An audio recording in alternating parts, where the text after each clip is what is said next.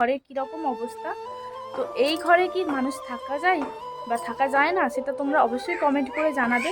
আর আমার যতদূর মনে হয় যে এই ঘরটা এখন ভাঙার প্ল্যান চলছে, তো ভেঙে তোমাদের এই ঘরে থাকতে অসুবিধা হয় না? হ্যাঁ, বড় বড় জাবড়া তো পড়তেছে চারদিকে, আমরা তো ভেঙে ভেঙে ফেলে দিচ্ছি। আমফান ঝড় হয়, যখন যখন ঝড় হয় তখন তোমরা কি করো? কি করবো, আর ভগবানকে ডাকি।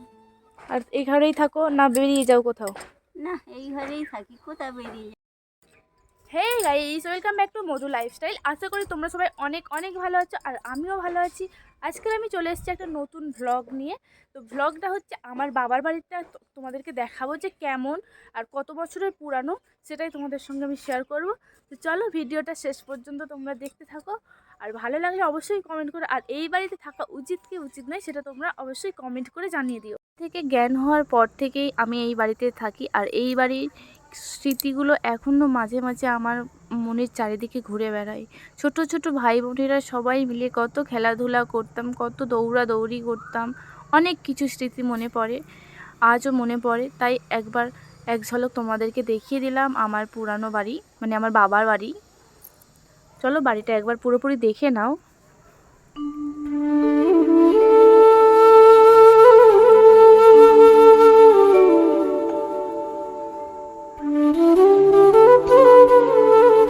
আর হ্যাঁ, এই দিকে রয়েছে আমাদের মানে গোডাউন যাকে বলে, আগেকার আমলের গোডাউন, ভাঙা সাইকেল, ভালো সাইকেল। আর এই দিকটাই থাকে ধান। আমাদের ধান চাষ হয় যেহেতু, সেই জন্য ধান রাখার জন্য তো কোনো জায়গার দরকার, সেই জন্য এই দিকেই ধান রাখা হয়। আর আমরা ছোটোবেলা থেকে আমরাও ধান চাষ করতে পারি, সেটা হয়তো তোমরা জানো না।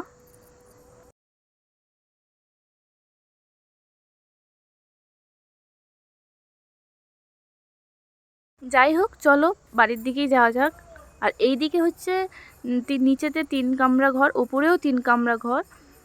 আর উপরে ঘরটা আসলে ভেঙে যাচ্ছিল, নিচের দিকের ঘরগুলো দেখো এই পিলিয়ারের এখান থেকে সব ছেড়ে ছেড়ে যাচ্ছিলো বলেই ওপরে ঘরটা তাড়াতাড়ি করে বসানো হয়েছিল। ওপরে ঘর কমপ্লিট হয়নি। আর ইনি হলেন আমার দাদু, স্বর্গীয় কিশোরী মোহন কয়াল। দাদু মারা গিয়েছে প্রায় 8 বছর হয়ে গেছে। আজকে কাল পুজো ছিল বাড়িতে, তাই জন্য দাদুকে পুজো দেওয়া দাদুকে ফুল দিয়ে মালা দিয়ে পুজো দেওয়া হয়েছে। আর এই দেখো বাড়ির চারিদিকটা একবার দেখাই তোমাদেরকে, পুরো ভেঙে ভেঙে গেছে। পিলিয়ারের কোল থেকে পুরোপুরি মানে ভেঙে ভেঙে ছেড়ে ছেড়ে লোহার রড বেরিয়ে গেছে, দেখতেই পাচ্ছ। মানে এটা হচ্ছে দরজার সামনের দিকে অংশ। আর এগুলো এখানে স্টোন চিপের বদলে দেওয়া হয়েছে ইট ভাঙা, আর ঘেঁস দিয়ে বাড়িটা তৈরি হয়েছিল, সেই জন্যই হয়তো এইভাবে ভেঙে গেছে। তো চলো কাকার ঘরের দিকেই যাওয়া যাক। কাকার ঘরটা খুলে দেখি ভিতরের কীরকম অবস্থা, আর তোমাদেরকেও দেখাই। এই হলো আমার কাকার ঘর। ওই দিকটা দেখতে পাচ্ছ পুরোপুরি অনেক পুরানো হয়ে গেছে, দেখেই মনে হচ্ছে পুরানো ঘর। চারিদিকেই ভেঙে ভেঙে গেছে। আর এই জানালাটা তো পুরো ছেড়েই গেছে।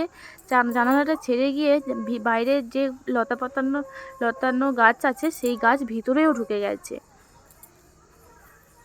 আর এই দেয়াল আলমারিটা তো পুরো ভেঙে পড়ে গেছে, যা হোক করে দড়ি দিয়ে আটকে রাখা হয়েছে।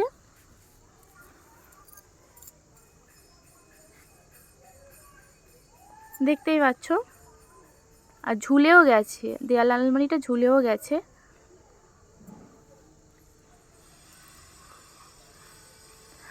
আর এই ঘরটা তো একদম ধারের দিকে ঘর, এই ধারের দিকটা পুরো বসে গেছে। তোমাদেরকে দেখাচ্ছি, দেখলেই বুঝতে পারবে। চারিদিকে মানে পিলিয়ারের কোল থেকে চারিদিকটাই ভেঙে গেছে। উপরেও এইরকমই অবস্থা, দেখলে হয়তো বুঝতে পারবে।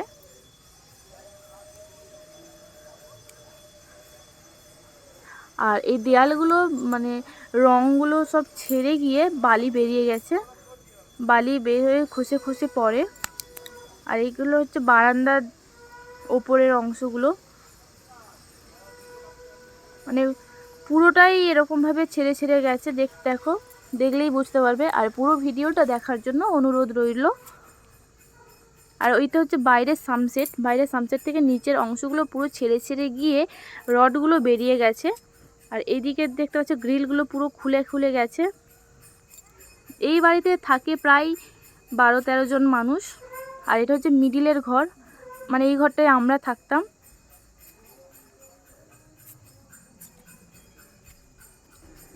এই ঘরে ঢুকলেই আমার ছোটোবেলার স্মৃতিগুলো খুব মনে পড়ে আর মনও খুব খারাপ হয়ে যায়, কারণ এই ঘরে এই বাঘ এইগুলো সমস্ত কিছুই আঁকা আমার, আর প্রত্যেকটা জিনিসের সঙ্গে আমার খুব চেনা।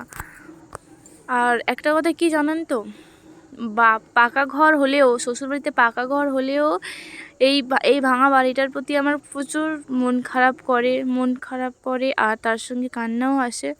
কিন্তু কিছু করার নেই, বিয়ে হয়ে গেলে শ্বশুরবাড়িটাই নাকি নিজেদের ঘর বলে মনে করতে হয়। তো সেই রকমই খুব মন খারাপ করছিল। আর এই যে দেখো দেয়ালগুলো এদিকেও বেরিয়ে গেছে বালিগুলো। চলো একবার আমার জেঠুর ঘরটা দেখাই। আর এই ঘরে একটা গল্প বলি তোমাদেরকে। 2020 সালে আমফান ঝড় হয়েছে। সেই সময় আমরা তখন অনেকটাই ছোটো ছিলাম, আর তখন আমার বিয়ে হয়নি। তো আমফান ঝড়ে আমাদের বাড়িটা যেহেতু অনেকটা অপোক্ত হয়ে গেছে, তো আমি, আমার এক জেঠুর মেয়ে আর আমার জেঠিমা 3 জনে মিলে বাইরে দাঁড়িয়ে আছি, বৃষ্টিতে ভিজছি।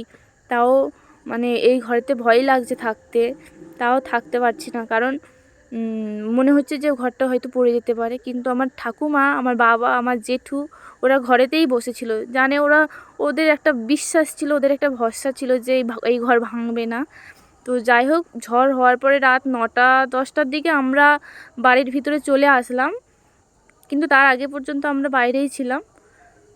তো সেই রকমই ওদের একটা বিশ্বাস আছে নাকি যে এই ঘর ভাঙবে না, এই দেয়ালগুলো নাকি অনেক মোটা করা, আর অনেক বনেতটা অনেক নিচু করে, মানে অনেকটা করে কাটা, এক মানুষ বনেত করে খোলা, সেই জন্য ওদের নাকি ভরসা আছে। সেই জন্যই ওরা ঘর থেকে বের হয়নি, আর আমরা বাইরে বেরিয়ে কাঁদছি আর বৃষ্টিতে কাঁপছি আর ভগবানকে ডাকছি, ভগবান যেন কিছু না হয়। আর এই হলো আমার ভাই, ঘরেতে বসে কি খাচ্ছিল। আমি বললাম কি খাচ্ছিস, দে আমাকে। তো আবার খেজুর খাচ্ছিল, দিল আমাকে।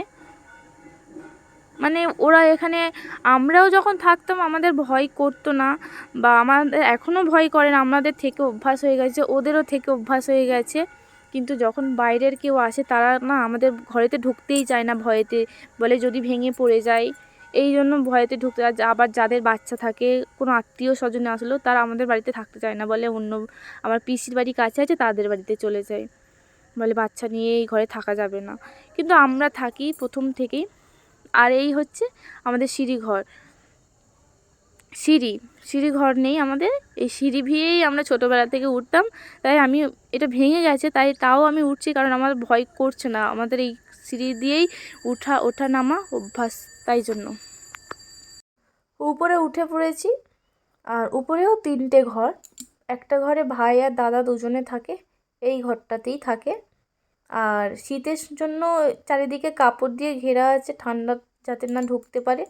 জানালাটা ঠিক করে ফিটিং করা নেই, সেই জন্য। আর চলো আরও একটা ঘরে যাই, সেখানে গিয়েই তোমাদেরকে দেখাবো। আর ওপরে হচ্ছে কাপড় জামা এগুলো শুকোতে দেওয়া হয়, আর কেউ থাকে না।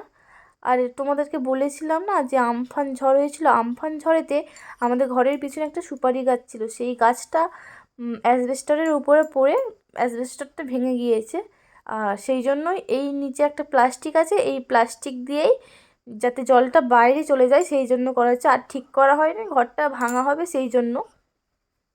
তো আর এই দিকে দেখো জানালা দরজা সব তৈরি করা আছে, শুধু ঘরটা ভেঙে দেওয়া হবে, বেকার বেকার তৈরি করা, বা সেই জন্য এগুলো লাগাইনি।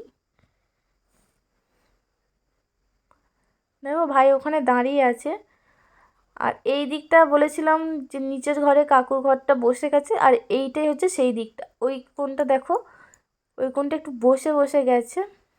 আর এইখানে জ্বালন থাকে, জ্বালানি এগুলোই থাকে, দেখো লক্ষ্য করো ভালো করে। আর এইদিকে একটা পেয়ারা গাছ আছে, এই পুরো এরিয়াটাই আমাদের বাড়ি। এই পেয়ারা গাছ দিয়েও আমরা নিচে নামতাম ছোটোবেলায়, এখন নামি না। আর এইদিকে একটা সবেদা গাছ ছিল, এইখান দিয়েও আমরা নিচে নামতাম। তো গাছটা মারা গিয়েছে মনে হচ্ছে।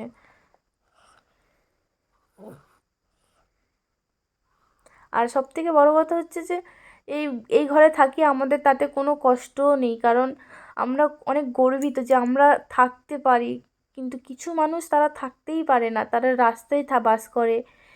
অনেকের বাড়িঘর অনেক অনেক কষ্টে তারা তারা থাকে, সেই তুলনায় আমরা তো অনেক ভালোই আছি, তাই না? হয়তো একটু ভয় করে ভেঙে যাওয়ার, তা নাহলে অনেকটাই ভালো আছি।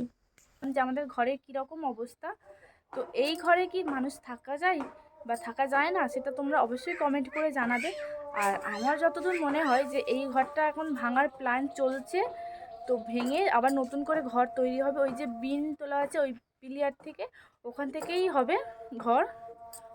তো চলো, তার আগে তোমাদেরকে একজনের সঙ্গে ইন্টারভিউ নেওয়া, যে আমার দাদুর বউ মানে আমার ঠাকুমা হয়, তো ঠাকুমার কাছ থেকে আমরা ইন্টারভিউ নেব যে এই ঘরটা কীরকমভাবে হয়েছিল বা কেন ভেঙে গেল, বা এই ঘরটাই ওনাদের থাকতে ভয় লাগে কি না, সেটা তোমাদেরকে ওনার সঙ্গে সরাসরি কথা বলিয়ে জানানোর চেষ্টা করব। বাসের সিঁড়ি থেকে নামতে নামতে একটা জিনিস লক্ষ্য পড়লো, যে এই হচ্ছে ছাদের সানসেট। দেখো সানসেটটা দেখলেই তোমরা বুঝতে পারবে, ভালো করে লক্ষ্য করে দেখো, ওই দিকটা পুরো ঝুলে গেছে। মানে এই সানসেট দিয়ে আগে আমরা মানে হেঁটে গিয়ে আমরা পেয়ারা পাড়তে যেতাম, কিন্তু সেটা তোমাদের এই ঘরে থাকতে অসুবিধা হয় না? হ্যাঁ, বড় বড় চাবড়া তো পড়তেছে চারদিকে, আমরা তো ভেঙে ভেঙে ফেলে দিচ্ছি। ভয়ে ভয়ে থাকি, আমাদের চাবড়া এক চাবড়া করে কখন গায়ে পড়ে কখন গায়ে পড়ে, আমরা ভয়ে ভয়ে থাকি। আর এই কবে ঘরটা ভাঙার কি ব্যবস্থা হচ্ছে? টাকা পয়সা নেই এখন, কি করে হবে?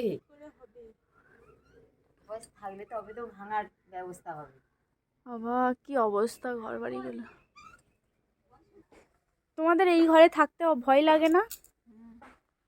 হ্যাঁ, এটা কি তোমার শ্বশুর মশাইয়ের আমলের ঘর? হ্যাঁ। যখন তোমার বিয়ে হয়েছিল এই ঘরটা তখন হয়েছিল? হ্যাঁ। তা ঘরটা এই ভেঙে যাওয়ার, এত তাড়াতাড়ি ভেঙে যাওয়ার কারণটা কি? পুরাতন হয়ে গেছে ওই জন্য। তাই ঘরে ভয় লাগে তো খুব। খুব ভয় লাগে। আমফান ঝড় হয়, যখন যখন ঝড় হয় তখন তোমরা কি করো? কি করবো, আর ভগবানকে ডাকি। আর এই ঘরেই থাকো না বেরিয়ে যাও কোথাও? না, এই ঘরেই থাকি, কোথা বেরিয়ে যাবো। এত বড় ঘর ভাঙতেও তো খরচা, তাই না? হ্যাঁ। তো বন্ধুরা শুনতেই পেলে যে আমার ঠাকুমার কথা, যে ওনার শ্বশুর মশাইয়ের আমলে ঘর, আর ওনাদের ভয়ও লাগে। তো আমার যখন বিয়ে হয়নি তখন আমিও এই ঘরেই থাকতাম, কিন্তু আমারও ভয় লাগতো, কিন্তু এখন তখন অনেক দিন থাকিনি, তো তাই জন্য আমার এখনও ভয় লাগে একটু, তখন ভয় লাগতো না।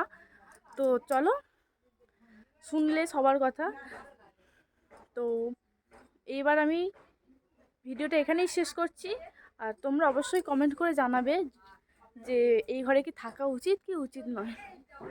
তো চলো, আজকের মতন টাটা, পরে আবার দেখা হবে।